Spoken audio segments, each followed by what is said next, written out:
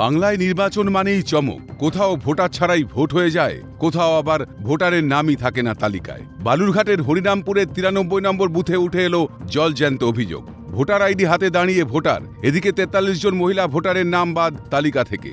Vote দিতে গেছি, অভিযোগ এটাই যে ডিলিট বলছে, সিম্পলি বলছে ডিলিট হয়ে গেছে আপনাদের নাম।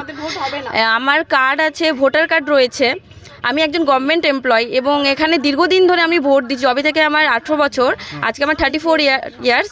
প্রতিটা ভোট আমি এখানে দিই। গত পঞ্চায়েত এবং বিধানসভা নির্বাচনেও তারা কিন্তু ভোট দিয়েছিলেন, কিন্তু এবার লোকসভা নির্বাচনে যখন তারা ভোট দিতে যাচ্ছেন তাদেরকে বলা হচ্ছে যে তাদের নাম কিন্তু সচিত্র যে তালিকা, অর্থাৎ যে তালিকা রয়েছে সেই তালিকা থেকে তাদের নাম ডিলিট করে দেওয়া হয়েছে, অর্থাৎ ডিলিট অবস্থায় তাদের নাম রয়েছে। ছিলেন কি বললো? দেখেছিলাম ওখানে বলে কি না আমার নাম নাই, ডিলিট হয়ে গেছে। আমি যে এতদিন ধরে ভোট দিয়েছি, পঞ্চায়েতে দিয়েছি, বিধানসভায় দিয়েছি, আর ভোট নাই। আমার 70 সাল বয়স। তারপরে আমি আবার বলে আমি বিডিও অফিসে গেলাম, ওখানে বিডিও সাহেব নাই।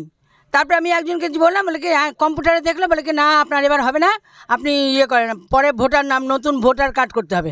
আমি যে এটা কোনো কথা হলো? কেন নতুন ভোটার কার্ডের জন্য আবেদন করবেন ভোটাররা? কাদের গাফিলতিতে ভোগান্তি আমজনতার? প্রশাসনের ভূমিকায় ক্ষুব্ধ ভোটাররা। রীতিমতো ক্ষুব্ধ, এবং এই ঘটনায় বিএলআরও থেকে শুরু করে প্রশাসন এবং নির্বাচন কমিশনের বিরুদ্ধেও কিন্তু অভিযোগ উঠছে।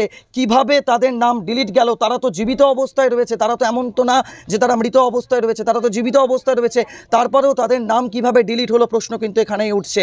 ব্লক থেকে বিএলও যে সার্ভে করতেছিল, যারা নামগুলো নিচ্ছিল, তাদের এগুলো দেখার বিষয় ছিল। এটা কিভাবে এতগুলো মানুষ, জলজ্যান্ত মানুষ, তারা ভোট দিতে পারছে না। আমরা ভিডিওকে জানিয়েছি, ভিডিওকে জানিয়েছি। উনি বলছে দেখছি, আমি উদ্বোধন কর্তৃপক্ষের কাছে কথা বলে দেখতেছি। যেটা নতুন এসছে আমরা দেখছি যে এর মধ্যে অনেকের নাম বাতিল আছে। এবার কি কারণে গেছে না গেছে আমরা কিন্তু সেই সঠিকটা জানি না। দায়বদ্ধতা আপনার বর্তায়, কারণ আপনাকে সার্ভে করার দায়িত্ব আপনাকে দেওয়া হয়েছে। হ্যাঁ, আমাদের সার্ভে করা ঠিকই আছে সব, কিন্তু এখন যে লিস্টে নাম দেখছি অনেকের নাম বাতিল আছে। বেছে বেছে মহিলা ভোটারদেরই বঞ্চিত করা হলো কেন? এই তালিকা বিচ্যুতি মহিলা ভোট কাটার ষড়যন্ত্র নয় তো? প্রশ্ন তুলছে হরিরামপুরের ঘটনা। অভিষেক শাহর রিপোর্ট, ক্যালকাটা নিউজ।